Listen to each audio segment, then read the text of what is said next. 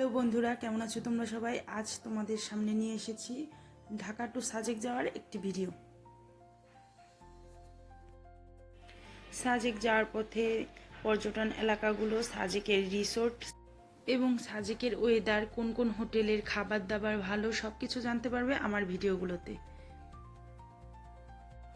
রাত 9:30 বাজে আমরা রেডি হয়ে গিয়েছি সাজেক যাওয়ার উদ্দেশ্যে। আমরা দুজন যাচ্ছি, আমি এবং আমার হাজবেন্ড।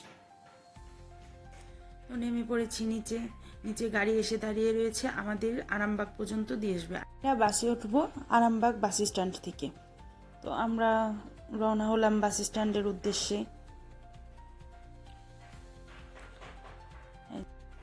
আমরা গাড়িতে উঠে পড়েছি মিরপুর 10 নম্বর বেনারসি পল্লী থেকে আমরা যাচ্ছি আরামবাগ পর্যন্ত। শুক্রবার ছিল, সেজন্য রাস্তায় ভিড় খুব কম ছিল, যেতে আমাদের খুব বেশি একটা টাইম লাগেনি। চলে এসেছি বাস কাউন্টারে।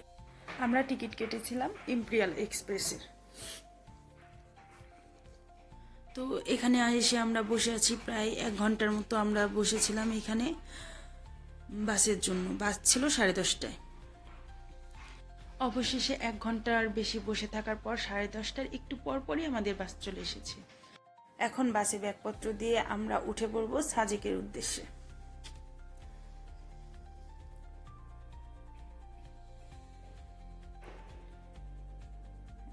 বাসটি ছিল স্লিপার কোচ। আমার ফার্স্ট টাইম স্লিপার কোচ বাসে যাওয়া, একটু ইন্টারেস্টিং লাগছিল। বাসের ভেতরটা খুব সুন্দর ছিল, এমনি কমফোর্টেবল লাগছিল অনেক। তারপর তো এক ঘুমে চলে আসলাম কুমিল্লায় এসে এক রেস্টুরেন্টের সামনে বাস দাঁড়ালো। আমরাও নেমে পড়লাম খাবার দাবারের উদ্দেশ্যে, দেখি কি খাওয়া যায়। দেখো এখানে ম্যাক্সিমাম বাসই ছিল ইম্পেরিয়াল এক্সপ্রেসের। হোটেলটা দেখতে মোটামুটি ভালো ছিল। তারপরে ঢুকে পড়লাম হোটেলের পরিবেশটাও খুব সুন্দর ছিল। কিন্তু গিয়ে চারপাশে দেখছি যে কে কি খাচ্ছে, তখন দেখলাম ম্যাক্সিমাম লোকজনই ভাত, খিচুড়ি, পোলাও এসব খাচ্ছে। হালকা কোনো খাবার ছিল না, তাই আমরা 2 কাপ কফি খেয়ে আবার বাসে উঠে পড়লাম। চলে এসেছি খাগড়াছড়ি। সকাল 7:30টার দিকে আমরা খাগড়াছড়িতে নেমে পড়েছি। আমাদের আগে থেকে সিএনজি ভাড়া করা ছিল।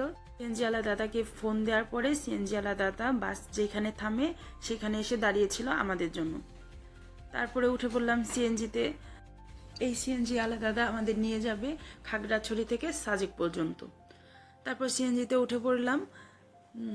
সিএনজিওয়ালা দাদাকে জিজ্ঞেস করলাম কোথায় ভালো খাবার পাওয়া যায় এখানে। উনি একটা ভালো খাবার হোটেলে নিয়ে গেল আমাদের। তারপরে এখান থেকে আমরা সকালের নাস্তা করে নিলাম। আমরা এখানে নিলাম একটা হাঁসের মাংস, ডিম, রুটি, সবজি। খাবার দাবারটা খুব সুন্দর ছিল এখানে।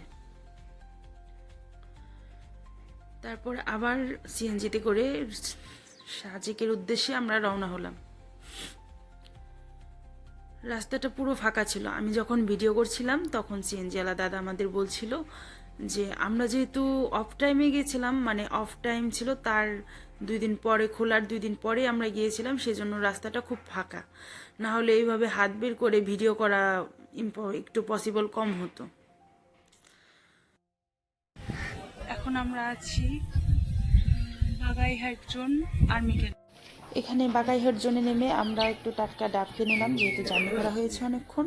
এখন আমরা আছি বাগাইহাট জোন আর্মি ক্যাম্পে সাজেক যাওয়ার জন্য। এখানে আমরা ওয়েট করছি। প্রথমে স্কোয়াড ছাড়ে হচ্ছে 10:30টায়, সকাল 10:30টা। আমরা এই স্কোয়াডের সাথে সাজেকে যাব, আর দ্বিতীয় স্কোয়াড মেবি দুপুরের দিকে ছাড়ে। এখন যেহেতু একটা বন্ধ ছিল সাজেকে 7 তারিখ থেকে, যেহেতু বন্ধের পরে এসছে, এখন একটু ভিড় কম। সেই জন্য দেখেন এই যে পাহাড়ি দোকানগুলোতে যে ফল, তারপর ডাব এগুলো বেচে, এইগুলো বিক্রি করে, এগুলোতে দেখেন একদমই ভিড় কম। আর এটা হচ্ছে আর্মি ক্যাম্পটা, সাজেকের বাগাইহাট জোনের আর্মি ক্যাম্পটা। আর এখানে আমাদের সব সিএনজি গুলো জমা হচ্ছে। এখন সিএনজি গুলো খুবই কম সংখ্যায়, যেহেতু বন্ধ ছিল। বন্ধের পরে এই 16 তারিখে খুলেছে। তো সঙ্গে থাকুন, সাজেক যাওয়া পর্যন্ত ওয়েট করুন। সাজেকে গিয়ে আবার নতুনভাবে আমরা যুক্ত হচ্ছি।